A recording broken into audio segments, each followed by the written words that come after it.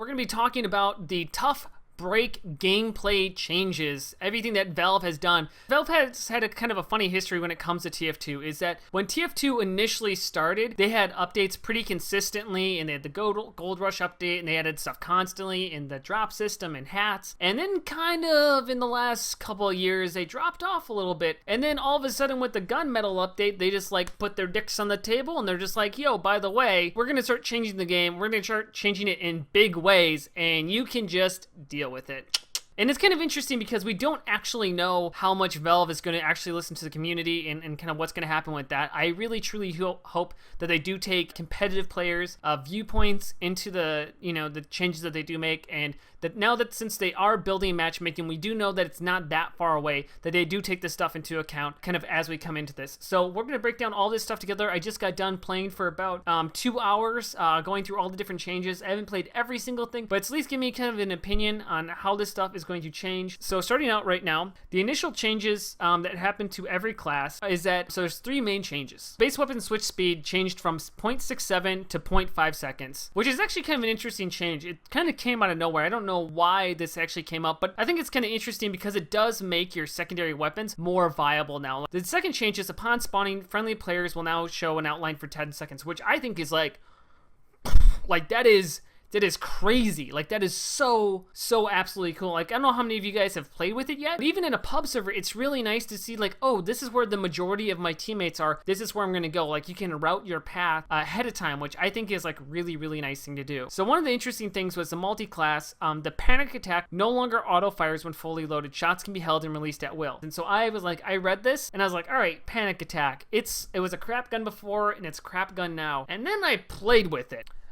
The panic attack is viable. God is gonna strike me down because the panic attack is fucking viable. It is amazing. I am so shocked, like, just playing with it a little bit, because basically you're able to store your gun ahead of time, and then when you get in a fight, you can rapidly shoot off. And if you have good tracking and you're taking damage even, it's going to be even better of a weapon, which I think is exactly what they wanted out of it. Before, when you didn't have that control, it basically made it incredibly hard to engage enemies because you had to predict when you're going to go in, versus now I can load it up and then go do something. It still is like a little bit troubling for an engineer, because if you have it loaded to 4 shots, you can't go build something and then go back to 4 shots. Like, you have to keep your gun out. You have to, like, release the charge before you're able to switch off. So that's kind of one thing that's kind of interesting. The reserve shooter no longer boosts all around switch speed. Instead of switch to speed is 20%, switch from speed is 15%. No longer mini crits on all airborne targets, which I think is good. Like, basically jumping targets getting mini critted, incredibly stupid.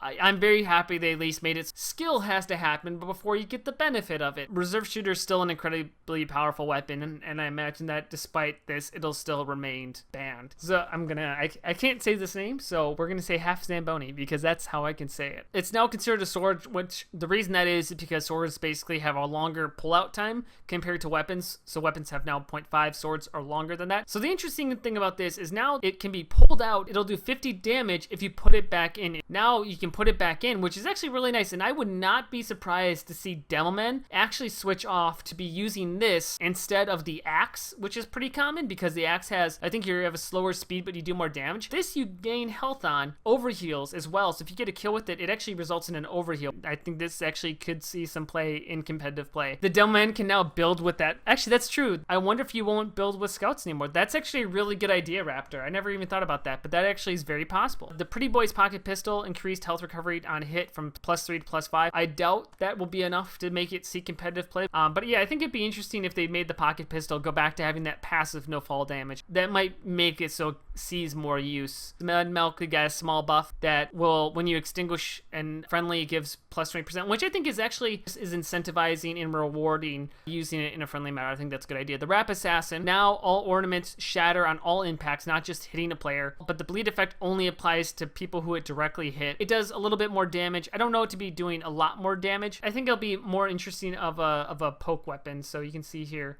the Rap Assassin. I don't think it will get much more use, but hey, there you go. Going down to the soldier, the Beggar's Bazooka blast radius decreased by 20%.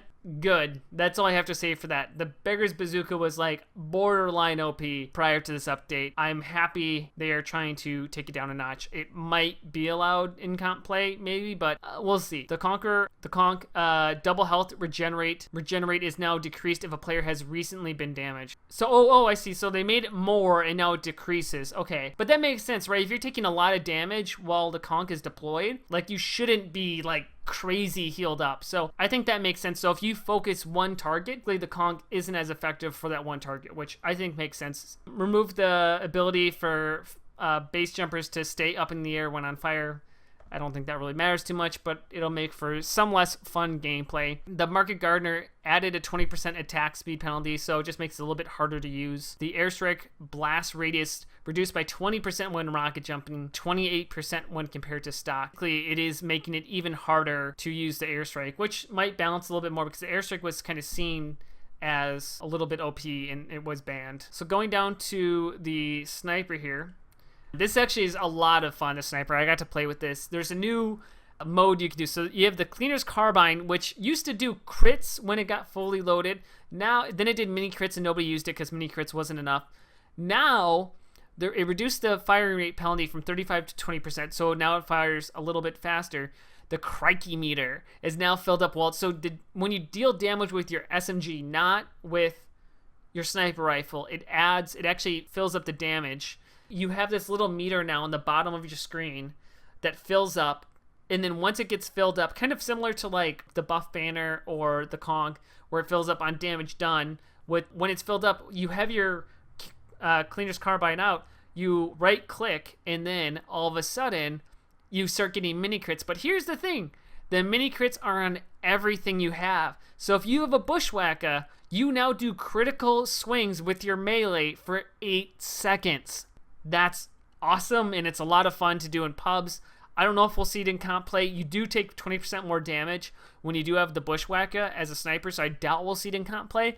But as an idea, I love it. The Cozy Camper has quadruple health regenerate now is decreased if players recently taken damage. Basically, this is kind of similar to the way that medics already worked, that you had this thing called crit seal, that the longer you've been since you got healed or you took damage, you heal faster, basically. So it's kind of just applying that to the Conk, it's applying it to the Cozy Camper. But the regen rate is still pretty decent on it, and the non-knockback on it. I think the Cozy Camper might see some play, especially if we see the Razorback get banned. I would strongly think that the Cozy Camper would be a possibility for snipers to use just to get that ability to heal a little bit faster. The Girardi now is at, so again, the Girardi had the same thing as Mad Milk, which basically if you use it in a friendly manner, you get the boost out of it. So again, just trying to promote that teamwork, which I think is not a bad idea. It's a cute little add-on. All right, so Pyro has seen a bunch of things, and this is probably the most discussed stuff in my chat that has been going on. Pyro, yeah, love it, hate it, whatever you want. It was kind of an interesting argument, though, that I saw there, was basically that the Degreaser, of all of the Pyro guns you have, Degreaser was virtually the only one, or 99% of the Pyro's flamethrowers in competitive play was only using Degreaser. And so it'll be interesting to see. Pyros like to collect rainbows. Extinguishing a teammate will now return 20 health to a Pyro. Now, let me just say this. I understand that they are trying to do they're trying to do things to make it more worthwhile to help out teammates and stuff like that. But like, does Pyro really need a buff in terms of health? Like, Pyro's already one of the most strong 1v1 classes at close quarters. Pyro is the best 1v1 class in the game, hands down. Like, if you're going to have two players, I'm not speaking of like not a revved up heavy, but just a heavy you run into, Pyro, in my opinion, is the best 1v1 class close quarters. And it's an incredibly annoying class to play against, especially when you play against someone who's amazing. And now you're giving them a health buff. Like, I understand that you want to do something, but 20 seems a little bit much to me. But maybe that's my opinion. Yeah. So that's just, I don't know. I don't know if it was really necessary, but I appreciate the idea that they're trying to hit there. Consecutive air blasts will no longer prevent enemies from air strafing until they touch the ground. Thank you, Lord and Jesus Christ. Like, that was my biggest problem with Pyros, is I absolutely hated when I would get stuck up in the air and I had no control over what I was going to do. A Pyro now, like, I can actually use my skill to try to dodge the things he's trying to do to me. I actually really like this as a change of pace. So the base flamethrower's damage fall off over distance has been decreased, resulting in higher damage output at range. So basically, there's a little bit of buff to using flames to deal damage is what I get from it. So the Degreaser no longer has all-around switch speed. Instead, boosts switch to speed by 60% and switch from speed from 30%. So if I'm switching to the Degreaser, it's faster by 60%. If I'm switching from Degreaser, it's slightly slower. I mean, it could just be me. I don't main Pyro, so it's really hard for me to actually gauge these changes. Chat, please let me know if you've played today. It removes the damage penalty, which I find kind of odd, that because the Pyro used to do less damage than the stock flamethrower, but it made itself up because you could switch off of it. The Degreaser is slowed down. Weapon switching makes flare punching incredibly hard.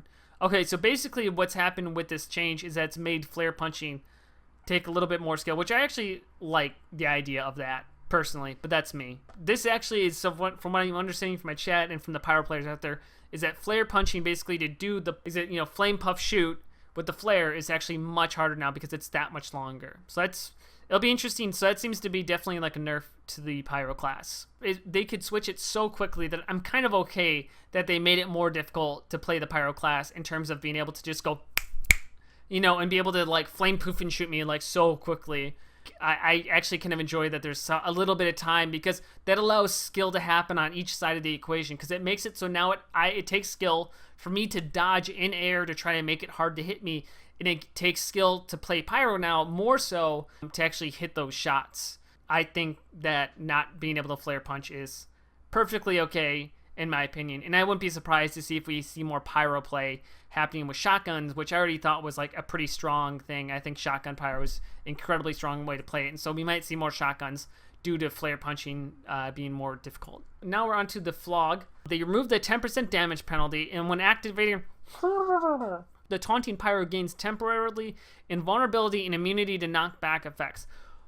So this is like, in my opinion, I won't say huge, but this is definitely interesting. I'm gonna hold myself off from saying huge, but I could actually see this really, really interesting in the game. And I was kind of talking about this while I saw Pyro doing this, but I could see a Flog Pyro acting like a, how do you want to say, kind of like a tank inside of like Dota or something, like somebody who helps initiate kills. Because if you have a Flog Pyro who runs in to the enemy team, right, and he puts himself in a really bad spot, all of a sudden, boom, he clicks, and he becomes invulnerable. He cannot be shot, he cannot be killed, he can't take damage for like a second while he does his taunt, and then all of a sudden he's in the middle of the enemy team and he's got mother flipping crits. Like, he's gonna go crazy. But this also creates an interesting thing, because while he's doing that, his team can move in, because the enemy team now has to figure out, like, how do we deal with this situation? We have the Pyro in the middle of us, who we can't do anything about for like the next second, and the team could potentially push in on them. I'm not saying this is going to be the valid strategy. I'm not going to say this is going to happen, but I could see Flog going from not seeing any use in competitive play to actually finding some use in certain playstyles. Obviously, the Flog still cannot reflect. That is true Green Ninja, but I don't know. Like, I'm just saying, like, there are people out there who play different playstyles, and I could see something interesting happening. Very possible that nothing will happen of it, and Flog will not see any play because it cannot extinguish and it cannot reflect. So it's very possible that will happen too. Extinguisher.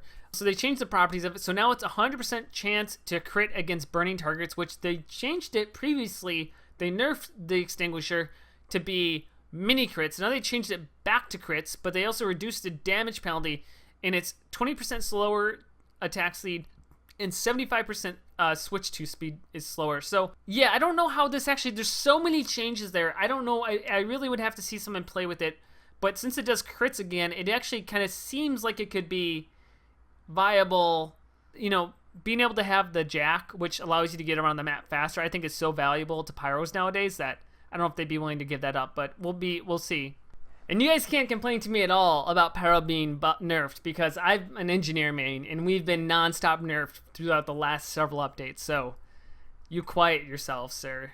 So medics now have a slightly higher regen rate when healing a hurt patient, which I think is a really, a really fun and interesting idea. I was using it in a pub. And again, you know what this update is doing is, I think in particular, it's really trying to reward players for helping out their teammates through the milk, through Girardi, and through this medic thing, as I think a way to be, okay, medics, if you heal hurt people, not just sit on one person and heal them nonstop and pocket them, you actually will be able to heal yourself faster and win damage, which I think is an interesting idea. During setup time, Ubercharge's build rate is now increased by 3 times. Is now medics in setup time can go crits, heal up their demo man, go have them shoot crit stickies in the setup time on like a payload map, go back, kill themselves, respawn, have Uber, and then go heal up Uber. And I believe they could do all of this before the round starts, and they'd have a full Uber charge and crit stickies, you know, wherever they wanted to place a trap.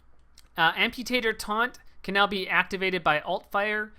Healing done with Taunt now grants a small amount of Uber charge, which I think makes sense. So medics, so the Vaccinator now has removed the 10% health regeneration on proper resist, added slight Ubercharge to build on proper resist, increased Ubercharge rate from 50% to 67%, reduced overheal Ubercharge build rate penalty from 33 to 60, as this penalty is applied after the base increase. Healing overheal patients is now 30%.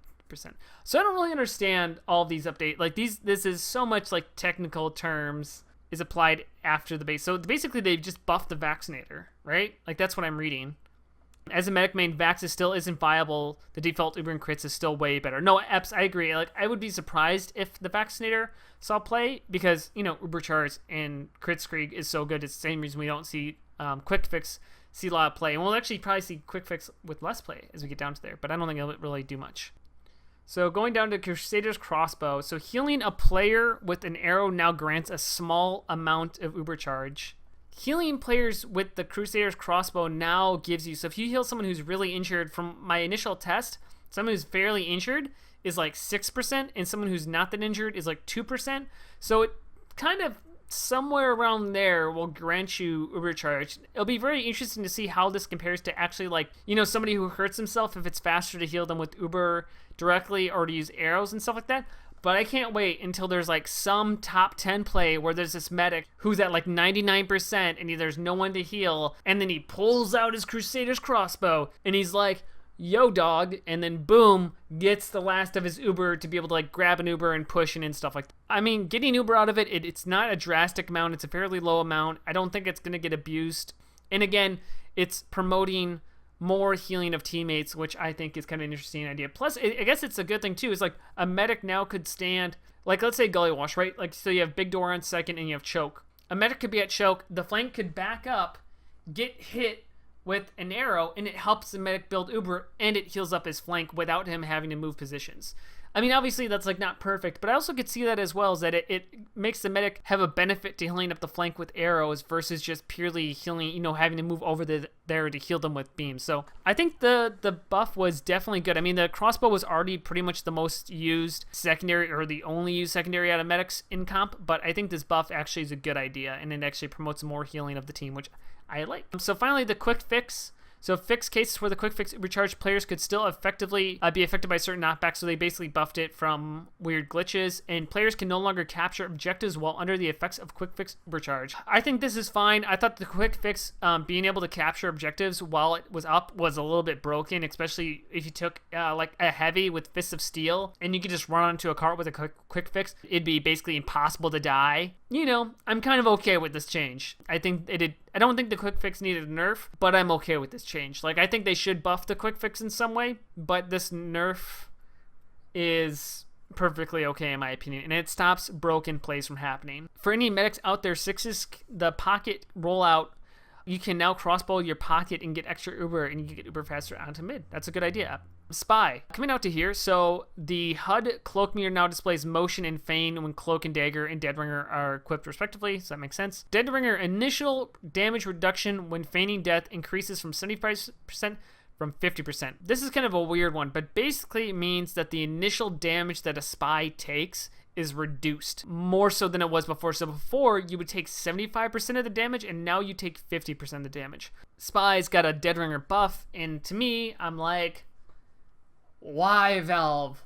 why? Like, the Dead Ringer was so broken initially. It's been broken for so long. You fixed it. You made the Dead Ringer balanced. You made the Dead Ringer take skill to use. Spies in competitive play still use the Dead Ringer. The Dead Ringer still saw a lot of play. Like, I don't mean to be so hateful of spies. Like, I used to be a spy main. I love playing spy, but the Dead Ringer is an unfun element to play against. When you shoot someone and you deal damage to them and you cannot kill them, like, that is an unfun thing to play against. Fortunately, there's still the nerf of them taking damage while cloaked. I would rather see something like from 75% to 67% rather than jumping to 50%. That seems like a little bit harsh to me, but we'll see how it kind of balances out and stuff like that. But playing around with the Dead Ringer, it kind of felt back closer to old form where you could get it popped and you take like no damage. We'll see how it kind of works out, because it actually might not be that big of a deal, but my initial thoughts on it, it seemed like too much of a buff to the Dead Ringer, in my opinion. Spycicle fixed a bug where ammo packs from dead players were not fulfilling the Spycicle's meter. A fire immunity shield no longer appears when the fire immunity is triggered. So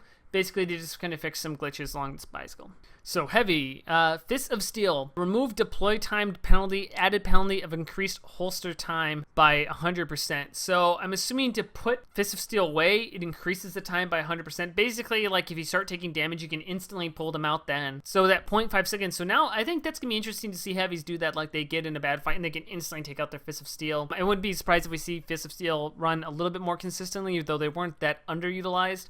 Was the gloves of running urgently, increased holster time penalty. That same idea. I believe that's to put them away. I mean, I don't think it's that big of a deal. Now on to the fun weapons here. The Warrior Spirit now heals 50 health on kill. Damage received in damage dealt increased by 30% and removed health penalty. So basically, they made it so that when you kill someone, you get 50 health. You know, the Warrior Spirit, it's a fun weapon. You're not going to see it in comp play, but and the eviction notice now provides 15% move speed bonus and increases damage taken by 20%. So demo saw a lot of changes in this update. We're gonna go all of them. I'm probably gonna go over these kind of quickly.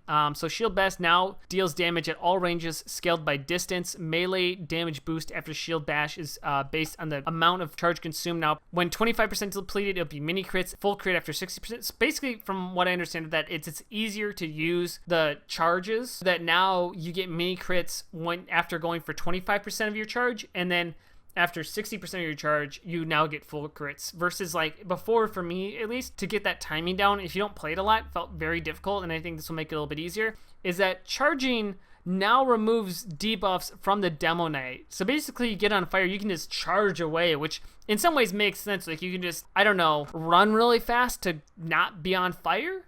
Yeah. But we'll figure that out. So here we go. So all swords now have a slower deploy speed and holster speed compared to based weapons, in addition to their increased melee range. They are slower to deploy and they're slower to holster. I think it just makes it so you can't switch weapons really quickly due to the buff of weapon switching. I think they kind of just kept it so you couldn't switch rapidly while charging, which to me makes sense. The Splendid Screen removed the ability to deal charge impact damage at any range, now native to all shields. Now increased recharge rate by 50%, increased blast radius from resistance from 15% to 20%. So just some changes here. Tide Turner now grants mini crits instead of full crits on charge bash, reduce resistance to 15%. So Tide Turner not as strong as it used to be, which is perfectly okay with me, because having to go up against a demo man who ran that full time, I'm quite all right with them reducing that a little bit. Charge and Targe, reduce blast resistance. I don't know why I'm saying blast radius. Blast resistance from 40% to 30% and removed fire and vulnerability. They're making it less viable to use a charge and Targe. The more, so remove charge duration bonus. So now it doesn't charge longer anymore. It now restores 25 on kill, removes the health penalty, so it used to be a negative 15 health penalty. It now increases damage taken while active by 15%. So they just kind of play around with some of those stats, which again, I think is okay because it makes it harder. So the problem is you could use a Tide Turner with the more, and you could charge for any which way for so long and get to where you need to go, and then you'd instantly refill back up. And so I think it's okay that they have removed some of those benefits, and they've kind of side buffed it. Persian Persuader removed ammo pack granting health instead of ammo, added penalties of reducing primary and secondary ammo. Ammo pickups now replenish charge, now gain charge meters on hit. So just again, I think they're just trying to create these different types of playstyle. I don't know what the upside or downside. I've never really played much of this class or with this stuff, so it's kind of hard to say. Quickie Bomb Launcher, fizzle time increased from 2 seconds to 4 seconds. I've not played the Quickie Bomb Launcher a lot, so I don't really have an opinion on this. Caber, Basically, melee damage is increased from 35 to 55, added 20% fire rate penalty, added 100% switch to time penalties. What it seems like, they've actually buffed the caber, but the question is, does it that would instantly kill a medic, right? With full crit from a charge, because 55 times 3 is 165. So I believe the caber now can kill a medic when fully charged. I think the caber might see some play if that is in fact the case. Loose cannon, reduced projectile speed, now a visible attribute. Reduced cannon impact damage from 60 to 50. Damage also scales with distance. Reduced knockback from cannon hit. Knockback strength is similar to air blast. They have nerfed the loose cannon. I don't think anybody's gonna be complaining about that. No, but you know what I'm saying, like I think the changes to loose cannon are good, and I'm kind of happy that they've changed it. So now on to the big one, at least related to me. Engineer. So as an engineer main myself, and have played engineer for a long time, and having the very move that I helped bring into the meta get directly nerfed by Valve, I thought it was a little bit harsh how much they nerfed it. The nerf itself, I thought, was needed because it was a slightly overpowered move. I think the side grades they did to a couple of different classes, the buff to Jag, like I thought they handled it pretty correctly. So I haven't been really that upset over the engineer changes as a whole, besides the save being nerfed too much in my opinion. But that's my opinion, and I'm probably a little bit biased in it. So here comes the updates from today. So after removing a sapper from the sentry, there is now a 0.5 second delay before the sentry is active again.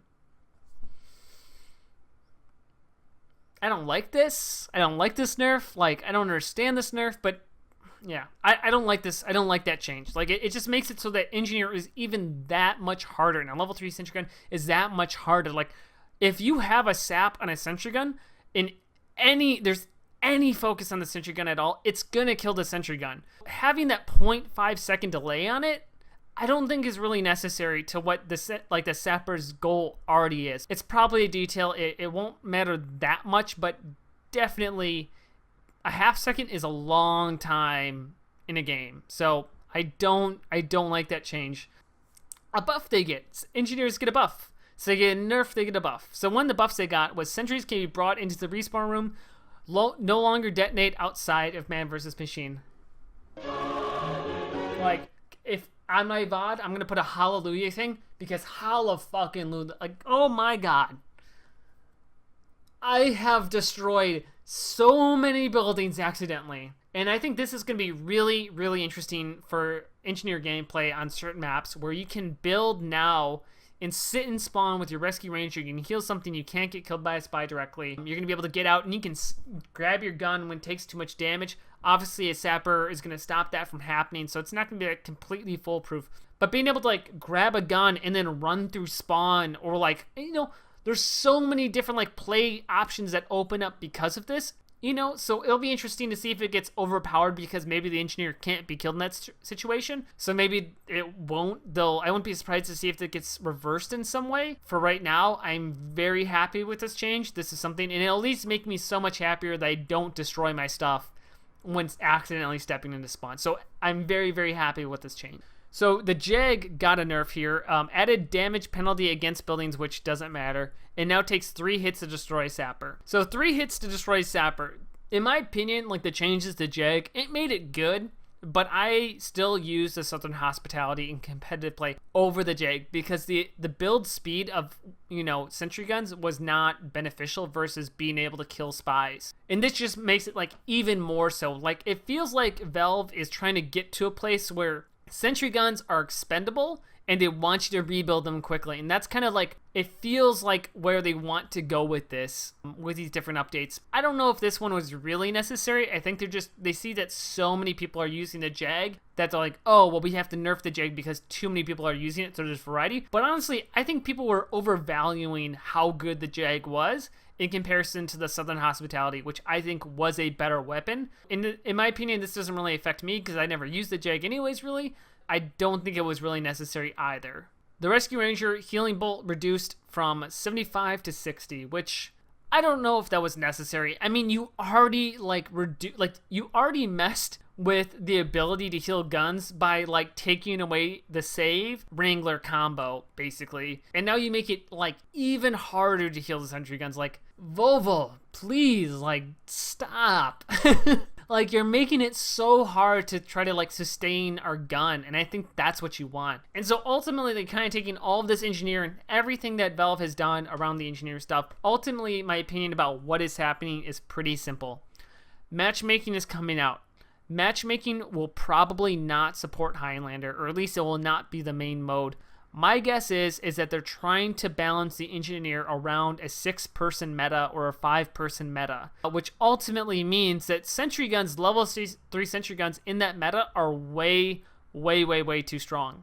And so I feel like over time they're trying to nerf the sentries and nerf engineer in general, that in Highlander play it's like really devastating, but in 6's play or 5's play or whatever mode they come out with, it at least will like kind of be balanced that you can't just turtle with an engineer anymore, and the gun will get destroyed incredibly easily without having to ban weapons like they do in 6's currently.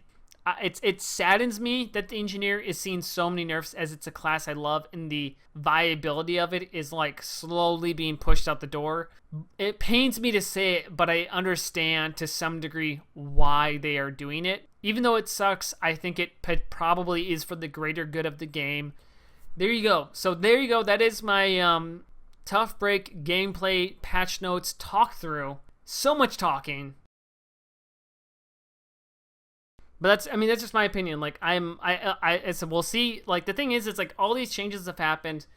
We'll see how everything kind of ultimately falls and how Pyro's, and then Valve. The thing is that like, if Valve did anything horribly wrong, if they did it correctly, they'll fix it later. Like, that's the thing. I at least have faith in Valve that, you know, things they do with Dota and I don't know, just different stuff, is that since they have it's not like Overwatch or like other games where they have like a free-to-play model where like they try to sell you new weapons that are overpowered and then they nerf them later. Like, Valve has every reason to create a balanced game, because a balanced game is a fun game, and a fun game is what people play, and a fun game that people play is where they spend their money. So Valve has every desire to create a fun experience for players, and if they do anything to upset that, they have every reason to try to like balance it out. And so even though things may not be perfect, the thing that I appreciate is that they're actually trying. And so even though I doubt that Pyro changes are going to be 100% correct, and I doubt that 100% of them are going to stay,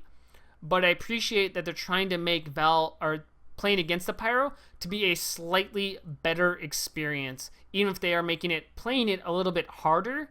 You know, and if they do make it too hard, or if they make it too negative, I have faith in Valve that they will fix it. Except if you're an engineer, then they will just keep nerfing you until you're dead. That's it.